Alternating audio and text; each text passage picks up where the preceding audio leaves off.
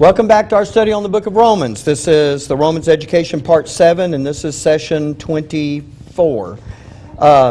We left off by talking about those statutes and judgments that Israel is supposed to function out of. And yes, they get edified by that, but it's more than them being edified by that. They're supposed to use that to put some things on display to the Gentile nations to impact them as light and as salt, and that's what we were talking about right at the break there. And so you have to understand that, and I know you do, that the nations of the world, by the time Jesus comes into the world and starts His public ministry, the nations of the world are in darkness, and so is the nation of Israel. And the Gentiles don't even have the light of God consciousness anymore. They're worshiping every false god that there is out there. And so that light that they're supposed to be is supposed to illuminate that, the light of the true and the living God. In fact, there's a lot of issues of truth that Israel is supposed to make known, not just the fact of who is the true and living God, but about God's character and about their role in God's plan and purpose, who they are and what they're supposed to be doing. Well, you know that Deuteronomy is the second giving of the law. Remember, they went under the law, and then they journeyed. They sent spies into the land. They wandered for 40 years. Now they're getting ready to go back into the land, and now the law is being rehearsed to them. But the thing that's different in Deuteronomy, which is almost a repeat of what's given in the earlier books, but it has special emphasis on Israel's purpose and role once they get into the land. God is saying, now, here's the thing that I need you to be aware of. And I need you to function in these two particular ways. And I need you to impact two particular entities. One of those is the Gentiles. And believe it or not, if Israel had functioned properly, they also would have begun to impact Satan and his policies of evil on the earth. And they, like us, would have been retaliated against for that. And so what we have is, when Jesus comes on the scene, is that Satan has been very successful with the nation of Israel. Their light has gone out, their salt has lost its savor, so the Lord comes along and He begins to give corrective doctrine. And when you get over there to Matthew chapter 5, which is the first of those 3 chapters that constitute the Sermon on the Mount, He is correcting all of that false doctrine and corrupted doctrine that they were given. And so let me just walk you through this. Matthew 5:1. And seeing the multitudes, He went up into a mountain, and when He was set, His disciples came unto Him, and He opened His mouth and taught them, saying. And as He begins to teach them, now when it says His disciples, He's not just talking about the 12. When He's talking about those who have believed on Him as the Christ, as the Messiah.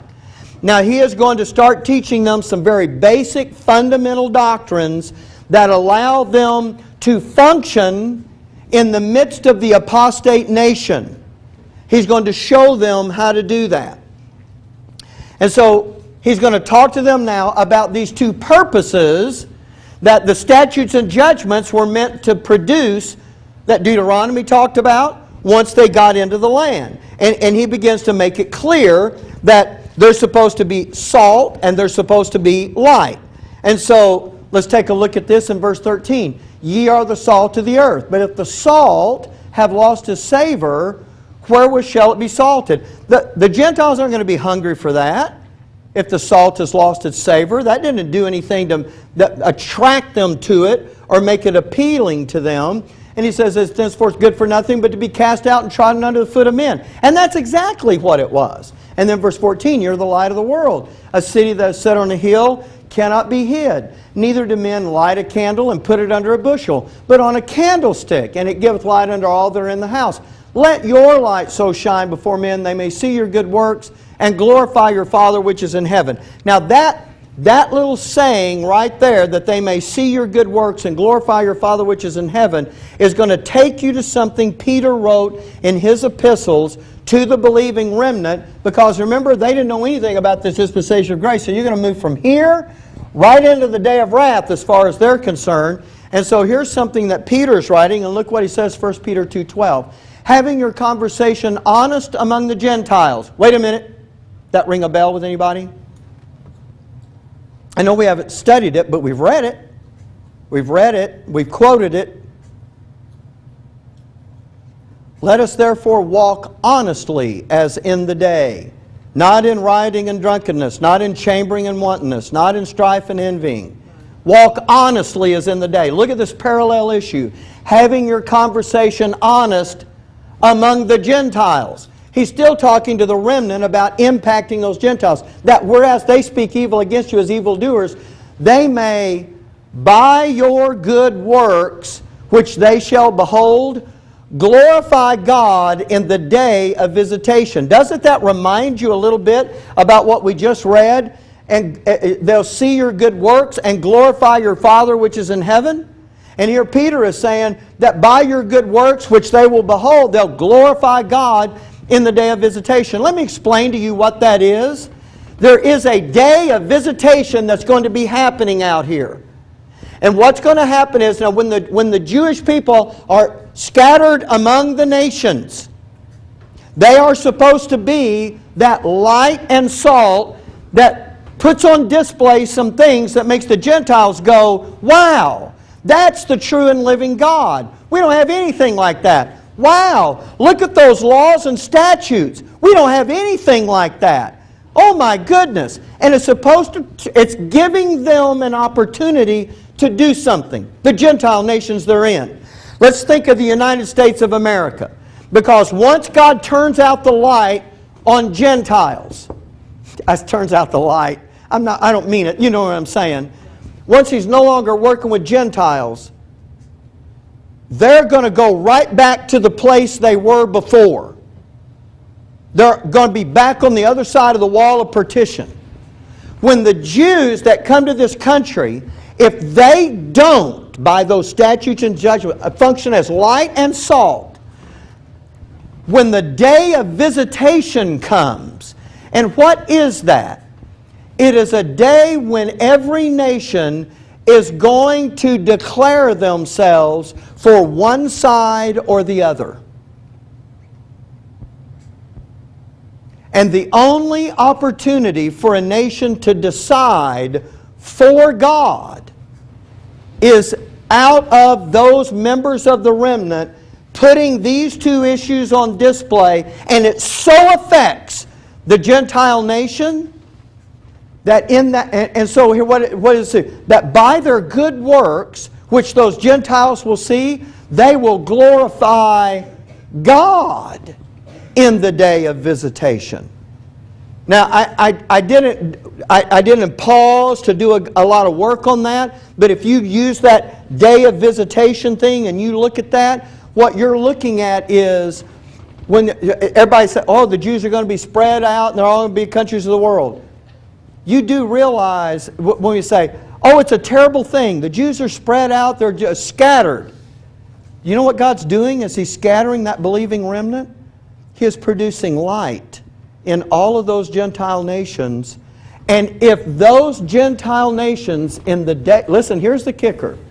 If those Gentile nations in the day of visitation are influenced by the believing remnant that's in them and they glorify God, guess what? This is something I didn't even know before. And when we got here, I had to see it. The Gentiles that glorify God in the day of visitation miss the wrath that gets poured out on the earth. Those things that are over there in the book of Revelation, though the nations that get those are decided by what nations will glorify God in the day of visitation. And the only way they will choose to do that is if the remnant is faithful to function as the light of the world and the salt of the earth. Does that nation still have the ability to reject that and not glorify God in the day? Yes, absolutely. But that's their only hope. So when the remnant is going out, they know it's more than about them. It is about all of these Gentile nations. So when God scatters them out among the nations, you know what He's really doing? He's given an opportunity for Gentiles to miss the wrath. That's going to be an incredibly important thing. Okay, so kind of drawing our attention back now to Deuteronomy 4, you understand they're standing there, they're about to go into the land. Let me take you back, Deuteronomy chapter 4 and verse 5. Let your light so shine. Oh, I'm sorry, I did that one, okay. Deuteronomy 4:5. Behold, I have taught you statutes and judgments, even as the Lord my God commanded me, that you should do so in the land whither you go to possess it.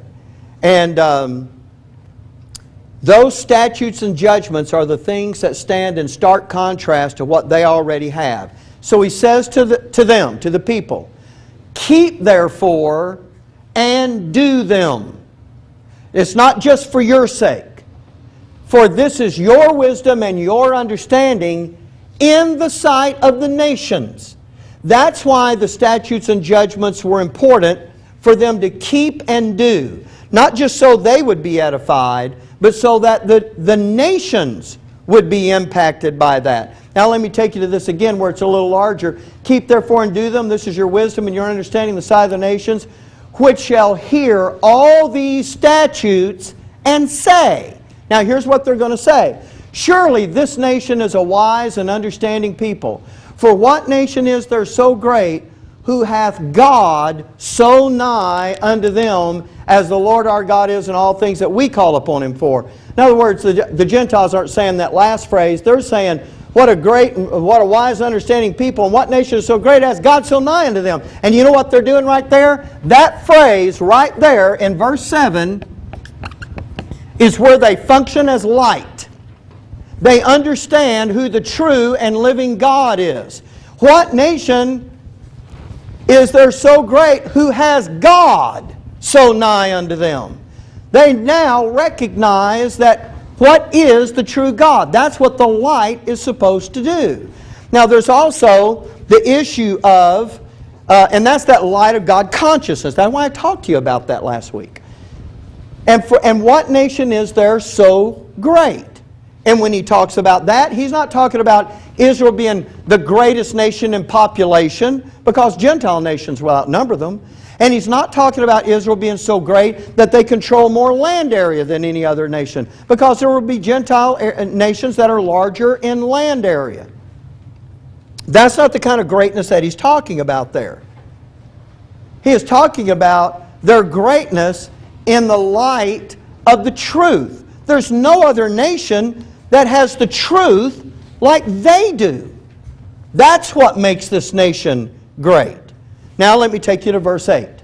And what nation is there so great that hath statutes and judgments so righteous as all this law? And that in verse 8, and I know it's not called light and salt, but he's describing what the light and salt are here. The light is the light of the consciousness of the true and living God. And the salt has to do with the statutes and judgments that are so righteous as this. So when the Gentiles look at those statutes and judgments that are being put on display by the remnant, they're going to say, you know what, we need that. This is how to have a society that is great. This is how to build the right kind of a nation. We need these kinds of laws.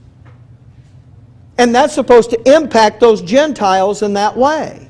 So what is God doing back here when He calls the nation out in Deuteronomy 4 and He tells them, you have these statutes and judgments and this is what you're supposed to do with them? He is really, and really those are the issues of salt and light. You know what He's doing? He's turning on a light in the midst of Satan's darkness. So what is Satan going to do now? He is going to try his best to extinguish that light and take the savor from that salt by his policies of evil, and that's exactly what he does. When you come to the books in your Bible of Judges, Ruth, and the first 16 chapters of 1 Samuel, there's something happening right there that changes things in Israel. They come to Samuel and they say, we want a king to rule over us like the other nations of the world. And do you know what has now changed? Instead of them putting something on display that makes the Gentiles want what they have, they now want that which the Gentiles have. And they are now beginning a process. That's where the thing starts. And that downward cycle starts there, where being the light of the world meant nothing to them. They didn't care about that. And so Paul, when he refers back to when they were taken away captive in that fifth cycle of punishment, back in the book of Ezekiel, and I'm not going to take you over there and show you that, but I just want to talk to you about it. There were events that were happening back there in which God's name began to be blasphemed. And here's what Ezekiel says. He's not the only prophet to talk about it, but he's the boldest. And he says this, God's name is blasphemed among the Gentiles because of you. You were supposed to be the light and the salt. You were supposed to show the Gentiles the true God and show them this righteous law, and you didn't care about it. You threw it behind your back, and their light was... You know, I started to bring my flashlight. I'm going to tell you what Israel did. They didn't just flip the switch on the flashlight and their light went out. They flipped the switch, took the lens out, removed the bulb, unscrewed the back end, dumped the batteries out, and threw the batteries away, and then threw the flashlight in the trash. Now, I'm saying it that way because that's literally how they felt about being the light of the world. They didn't just go, well, I don't know, I'm kind of holding this. They just dismantled the whole thing and cashed it in. Instead of making an impact to God's honor and glory among those Gentiles and being the light of the world, they ruined God's reputation among the Gentiles of the world. In fact, look, Romans 2:23. He says, I'm not going to give you the Ezekiel verse. Look what Paul says about it. Thou that makest thy boast to the law, though breaking the law, dishonorest thou God? For the name of God is blasphemed among the Gentiles through you, as it is written. He said, Ezekiel, not the only one, but he's the prominent one.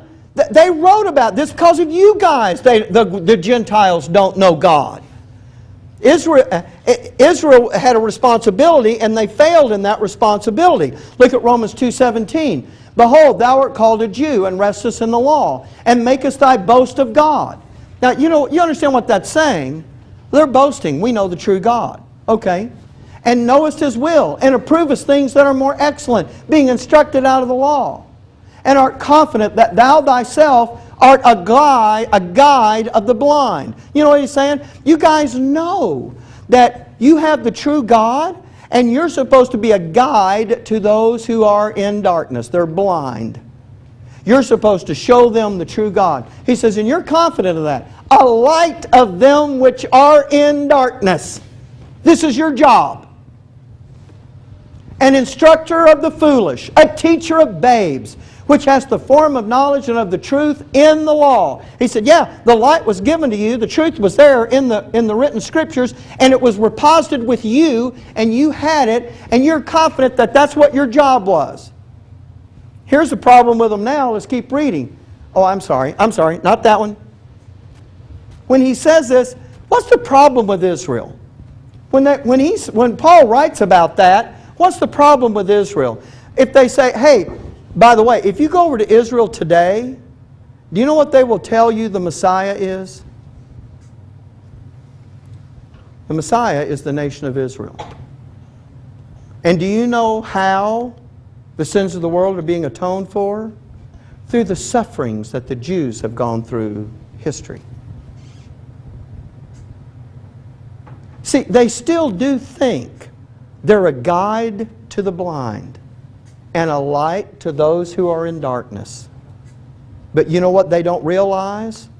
Their own light has gone out, and their salt lost its savor. They don't realize that. And because of that, look around those countries around Israel. Do they worship the true and living God? His name is blasphemed among the Gentiles.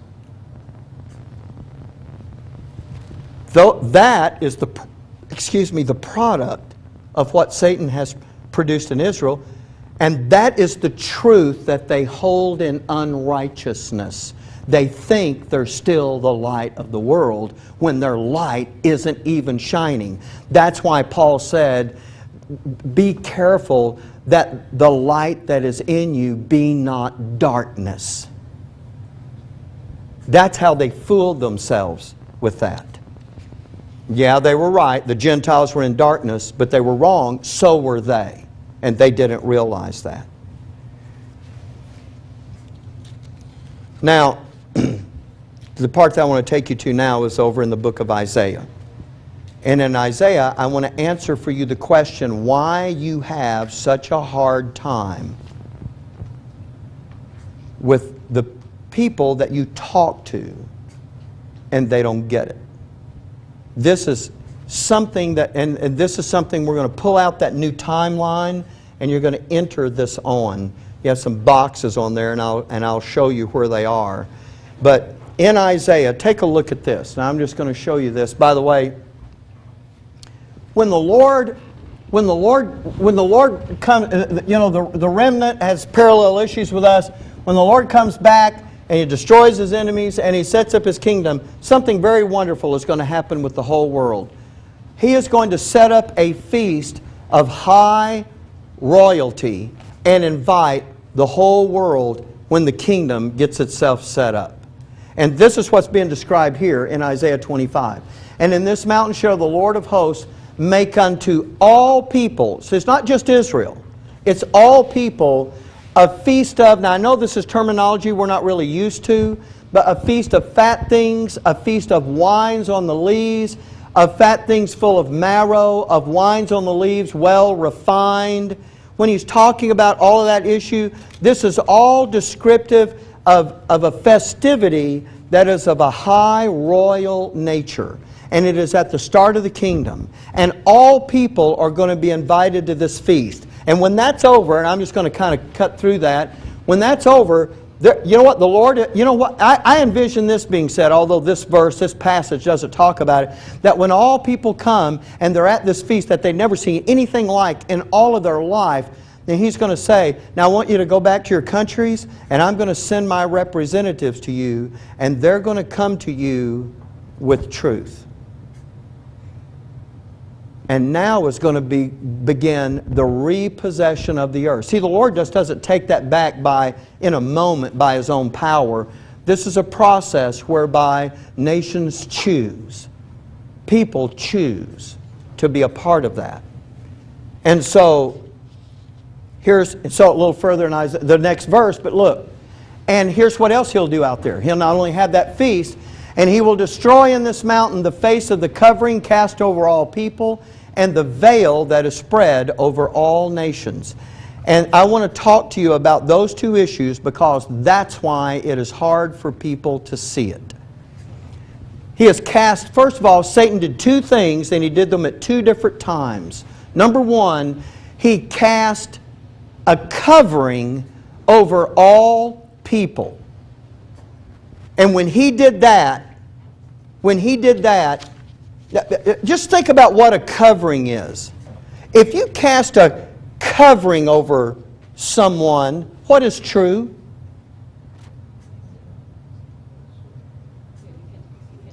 You can't see them. And if you're under the covering, what's true for you? Darkness. You can't see what's going on the other side. So there's a covering. At some point, Satan was successful in casting a covering. And on your timeline, I think I have written in it, below this, you have another box now coming down here on your new timeline. Do you see that second box down here? And it's got a white part, and then a light gray, and then a darker gray. In the white part, write this: Satan's covering. Because it is at the point when it actually became night in the world, where the darkness outweighed the light, where untruth was more prevalent than truth. At that point, when it was no longer, remember you wrote day and this thing over here, and then that began to change, and then finally the darkness began to outweigh the light, and then the thing increased in darkness, got darker and darker. But when it became night, that was the time when Satan was now able to cast a covering over all people. That made it very difficult for them to see light. It blocked those that were under that covering. Now, look at the second part of this verse. And the veil that is over all nations. Now, there's something that we have to talk about with regard to that veil, but that actually began, I've got this thing in a box for you, I think, and there's a line coming down here. And here is Satan's veil. In the second part of that box. Why does he have to wait until the start of the fifth course of punishment to put the veil over all nations? Why is it there? It's not like he just waited till then. He couldn't do it until then. He successfully put the covering because the night got itself established. What happened at the fifth course of punishment? That's right. Israel is out of the land. And you know what?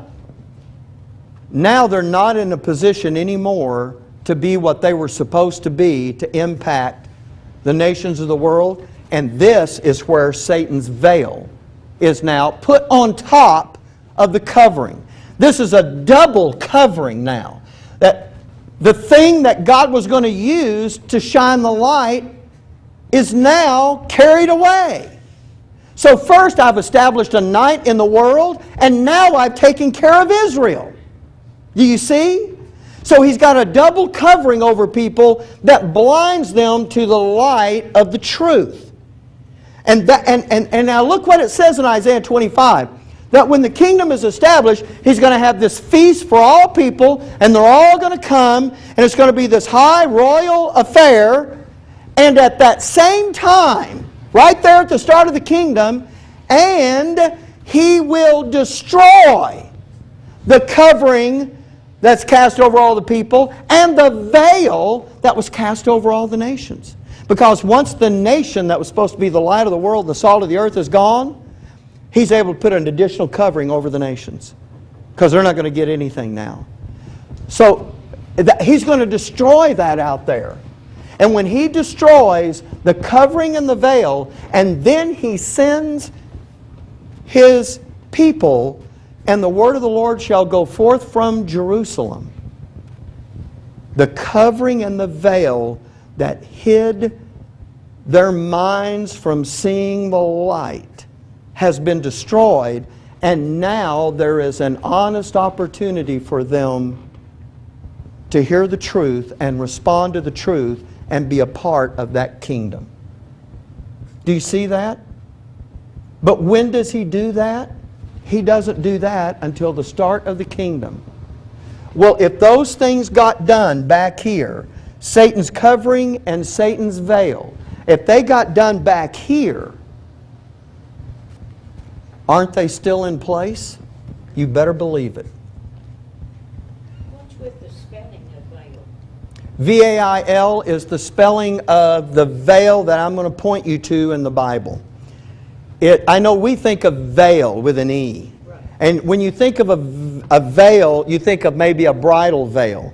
But a bridal veil in this country is kind of translucent. You can't really make out every detail, but you see a form behind it. Don't think of a veil like that. Think of the veil of the temple, which is V-A-I-L. The veil that separated the holy place from the Holy of Holies. You know what that was? That was a thick, woven, dyed curtain that was so heavy and so thick that it was made so that no one on one side of that curtain could see what was going on in the Holy of Holies on the other side. In fact, what would that have done to the Holy of Holies? It would have made it dark. So you know what is in there besides the Ark of the Covenant? The candlestick. Because you've got to have light in there, right? Because the veil keeps any light from coming in from the outside, and the priest has to be able to operate in there. So you have the candlestick in there, but can they see him?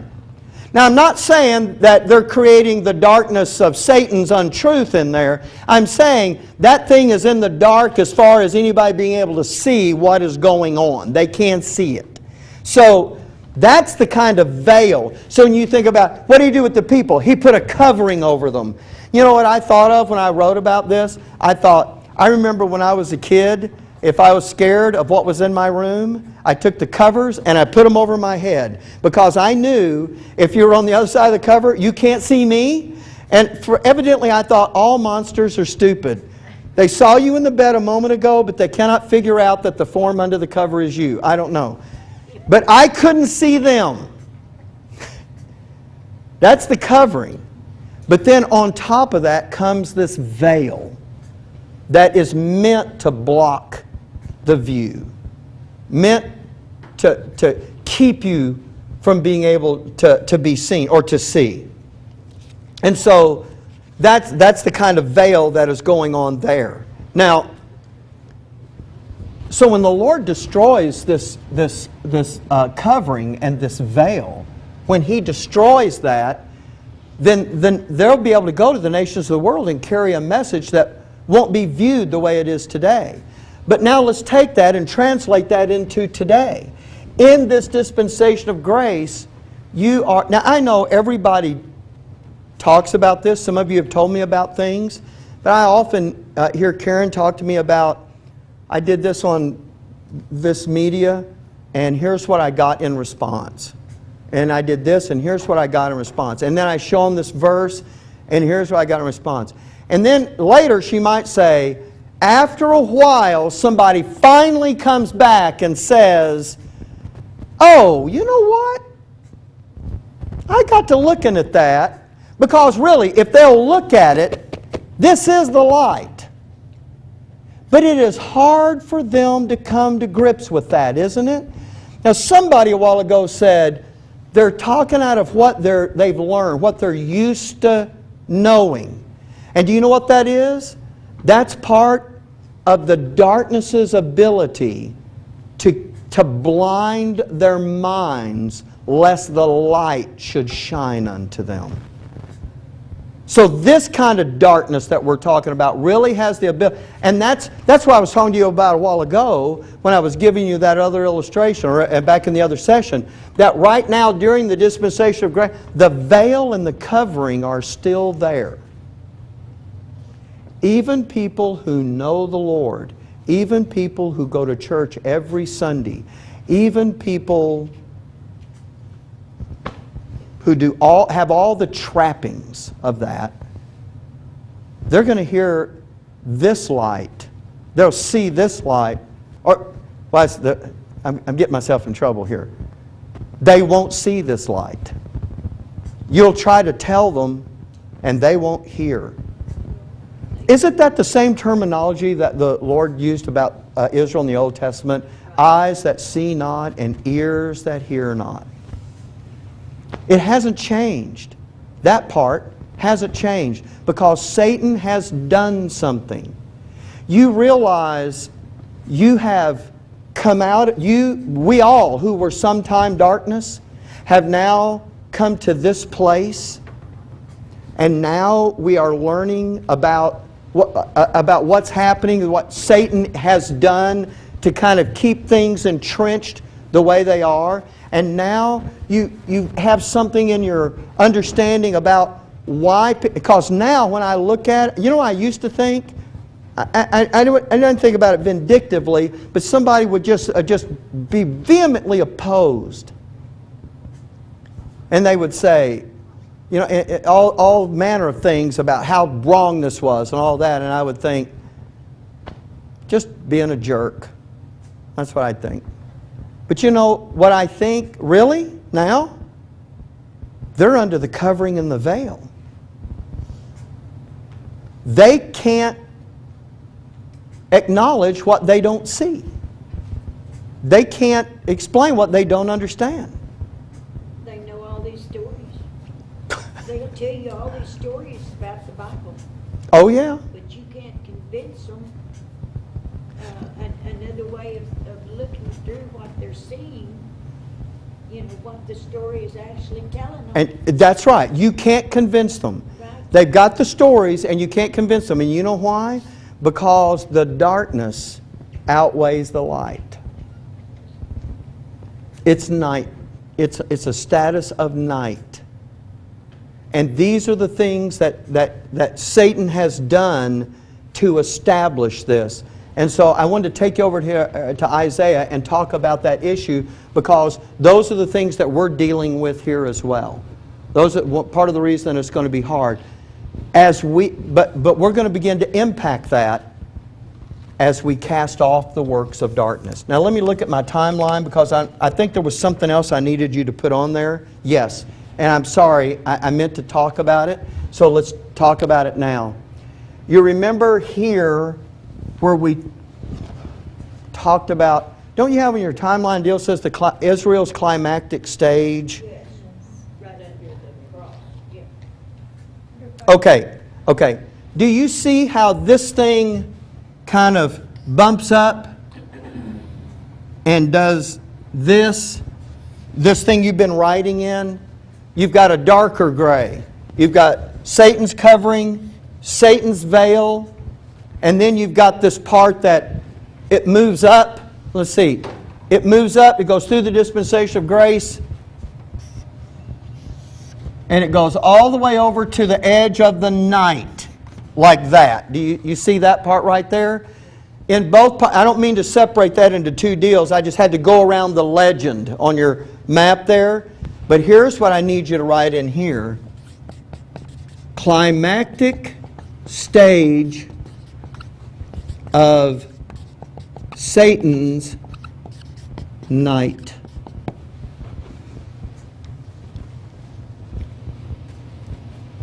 So what I'm going to say to you is, actually I drew my line in at the wrong place. It should have come with John the Baptist right there. Okay, now I have to explain something to you so that you understand this, but I want to give you a minute to write that in. So, even with where God started His climactic stage of Israel's program, Satan's night reaches its climactic stage right here. Okay, listen, now just think about this with me for a moment. The way I have been talking, in fact, the order in which I presented things to you is going to make me have to explain this, because you probably got a little bit of a wrong impression.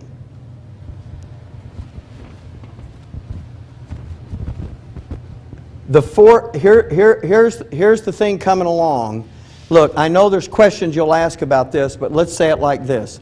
When God started His climactic stage with Israel, Satan's climactic stage began at the exact same time. Those are not coincidental. What Satan has been producing in his night is now on the verge of coming to a climax. And what he does is this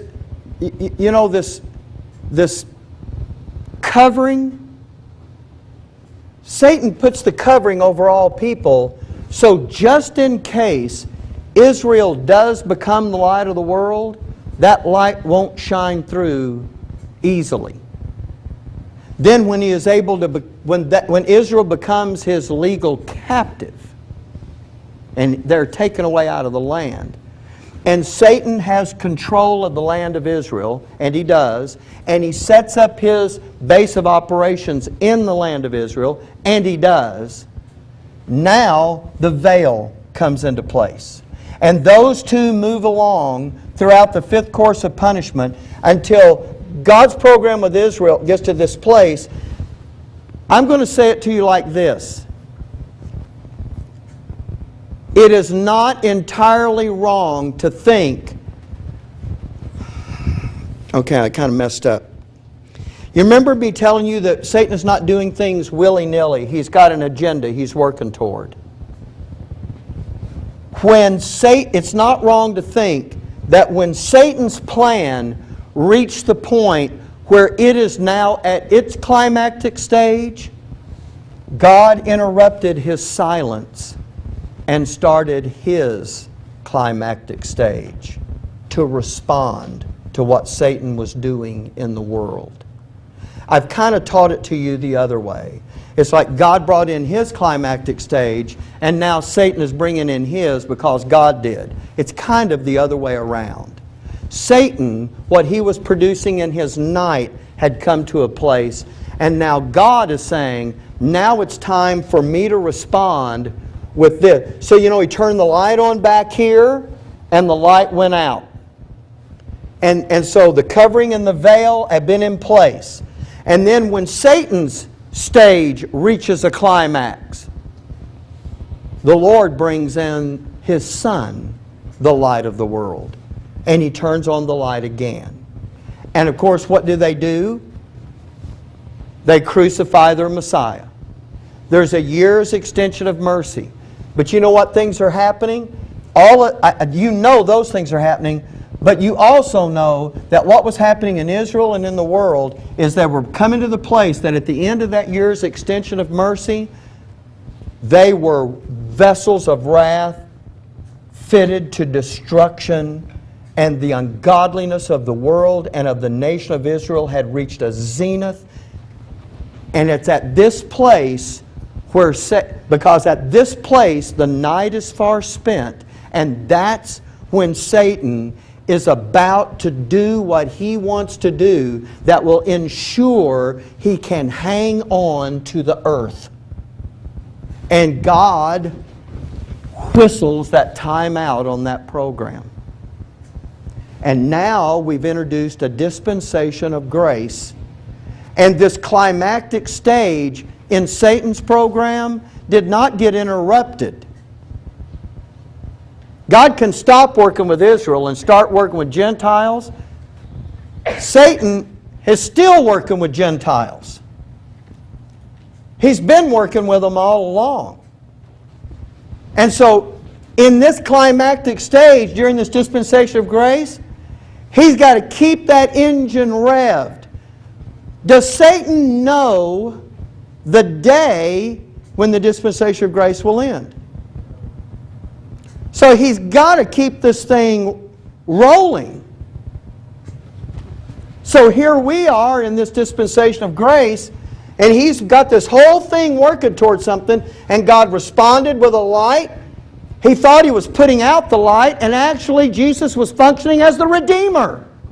So the very thing he thought was going to help his cause actually sunk his cause. That's what I told you before. Having failed at the cross, there is one last gasp attempt to not only hang on to the earth and the heavens, because he don't even think the heavens are at risk. But now he realized the heavens are gone. So now he's got one last gasp attempt to hang on to the earth, and Satan's got this climactic stage, and when this dispensation of grace is over, his climactic stage is going to come to this crisis point in which he will either be successful or he will not. This is a huge issue. And the only people that are going to be able to stand in the way of that are sons and daughters who are educated to impact his policies of evil, to cast off his works of darkness, who put on that armor of light. All I'm saying to you by this, among other things, is when we read that verse, the night is far spent, those things we just talked about, That's what's got to be in your thinking. God interrupted this thing, not just here it is, but at a very critical time for a very critical reason. There is something hanging in the balance here. There is something at stake. There is something to be lost. And so, if we're going to let those works of darkness continue unimpeded in this dispensation of grace, we are giving Satan his best chance to hang on to the earth. Now, I know we don't like to think of it that way because we like to think in terms of, well, you know what, that's just not going to happen. But you do understand that some things are our responsibility. You want to impact what Satan is doing in the world? You really want to do that? This is how you do it. You don't do it by having a big TV ministry and telling everybody they're okay. You have to really stand in his way. And here's how desperate Satan is. This is the last thing I'll say about it. By opposing those works of darkness, he is willing to attack us personally and corporately for that.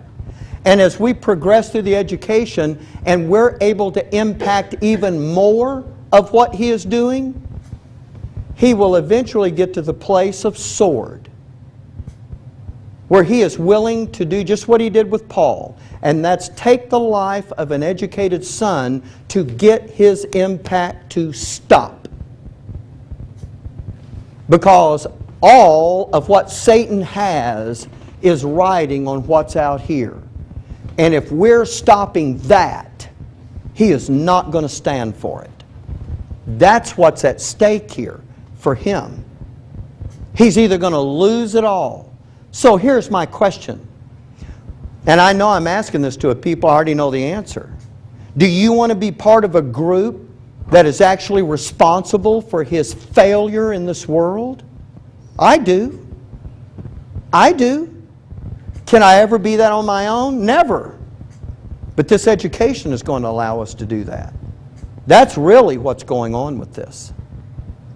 And so, now, I know we didn't cover the notes in all the detail today, but I really encourage you to go back and read through those notes. And please, take that the right way, that I meant that at the beginning of that first session. All I'm really after is, because here's what scares me to death. We move on and we're not ready. And that frightens me. Because everything else, casting off the works of darkness, putting on the armor of light, walking on as in the day, is all predicated on the godly thinking that comes out of the night is far spent, the day is at hand. It all comes out of that. And if it's coming out of anywhere else, then that didn't get generated by what's sitting in verse 12. So, I mean, it's up to us. Hopefully you feel the same way I do about this. We're not waiting on somebody else to come along and take the lead on this. This is what we're going to do. Okay, let's have prayer and we'll be done. Father, thank you for your goodness and grace, and we're grateful for the opportunity.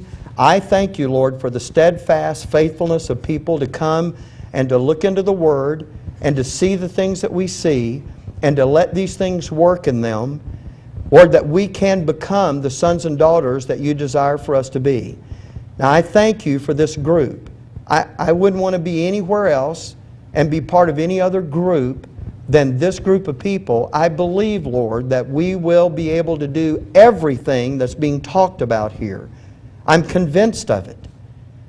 It's just, I think about my own self and what I'm able to do, and Lord, that's just not good enough. It has to really be the work of this Word in our inner man. And I realize, Lord, a lot is at stake as I stand up here. That I'm not the Spirit, and I can't be that.